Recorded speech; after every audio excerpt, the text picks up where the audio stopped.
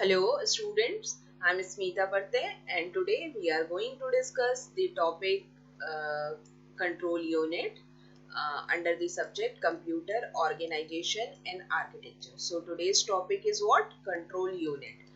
So control unit basically in the next slide, this is the slide, it is about the design of control unit. Matlab how we can, what is the control unit and how we can design, what are the different design models for the control unit we are going to discuss. So what is control unit? Control unit shortly it is also known as CU. In shortcut we can use for writing purpose CU.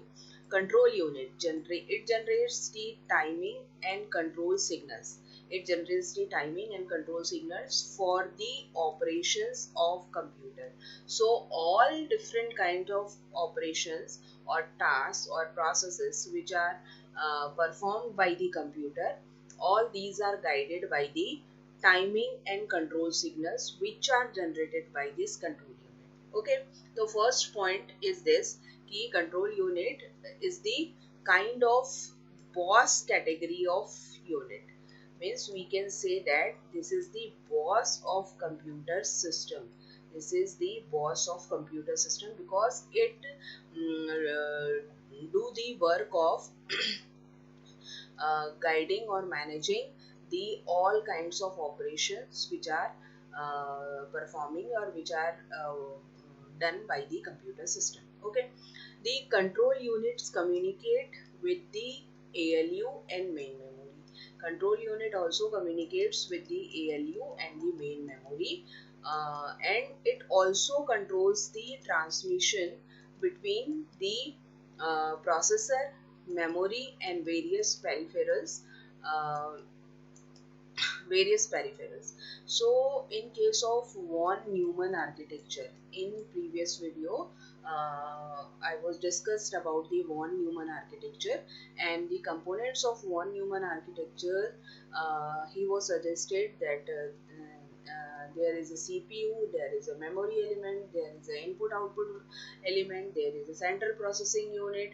So these control units, this control unit, it also guides or it also controls the transmission between the different components which was suggested by the von Neumann for any kind of computer system. Okay, so this is the another point, and it also instruct the ALU for performing the process or task on the data which is inside the memory. So it also instruct the ALU for performing the particular task.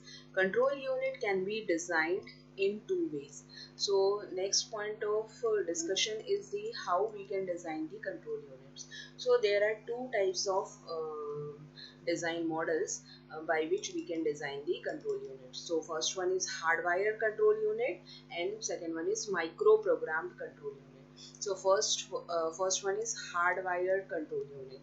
As the name itself is suggesting that it is implemented with some kind of hardware logic, and that hardware consists of gates, means logic gates, flip-flops and decoders, etc. in the hardware. So this control unit is generally designed or implemented by these kinds of components. Next, the input to control unit. The input to this control unit are the instruction registers, means whatever commands we need to supply for this hardware, we put in the instruction registers, flags, and we provide the related timing signals so that they perform their specific task for what task they were designed. Okay, so this is the hardware control unit. Next point is this organization can be very complicated if we have to make the control unit large. Means this can be a disadvantage, we can say. So when we want to make a large kind of control unit, then by following this model, the the final product, or we can say the process can be very tedious, or it becomes very complicated when we talk about the large control units by following this model. If the design has to be modified or changed at some point of time in near future or in coming future, we want to change or modify the design, then what we need to modify or we need to modify the all combinational circuits we have used in that particular design. So it becomes very tedious or difficult task for the modification purpose or for the changing purpose. So this is the hardwire control unit, and all kinds of hardware like logic gates, flip-flops, decoder we can use. So in this block diagram we are showing that what kind of hardware we can use. These are the decoders, we can clearly see for making this control unit. This is the kind of instruction register or registers. This is the sequence counter.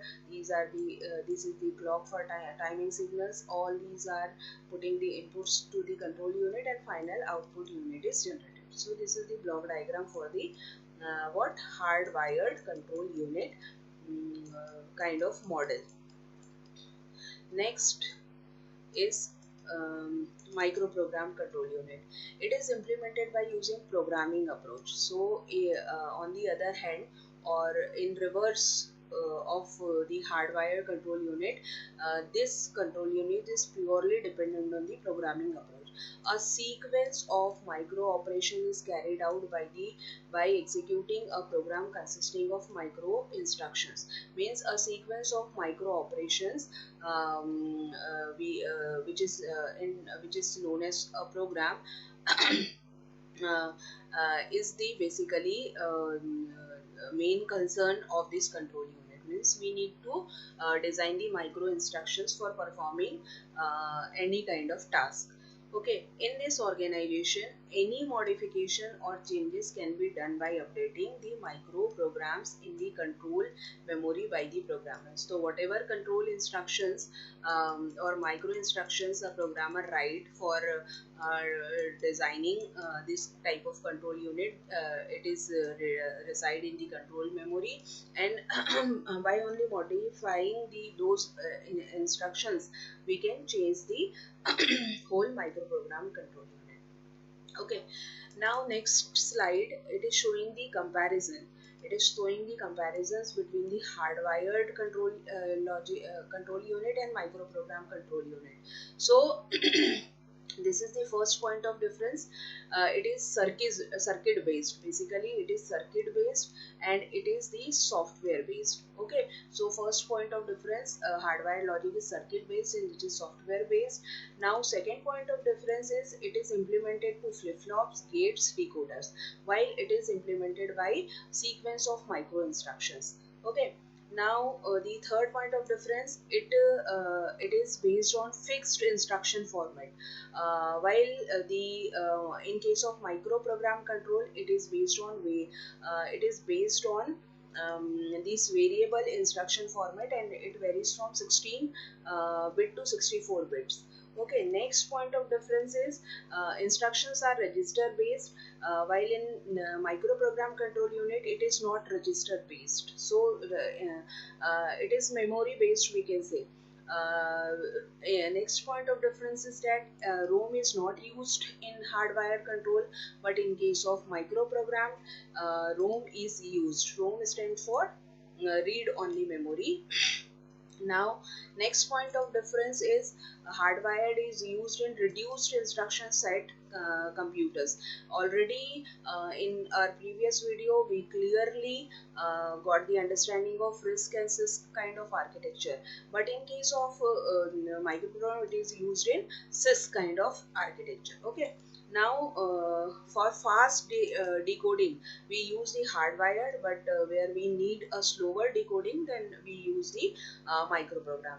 It is difficult to modify, 8 point of difference, but it is easily modified because all the things are instruction based or software based or program based, we can say. So by easily modifying those programs or micro instructions, the whole design we can modify. And last point of difference is chip area is less, whereas in case of microprogram control unit, chip area is large. So by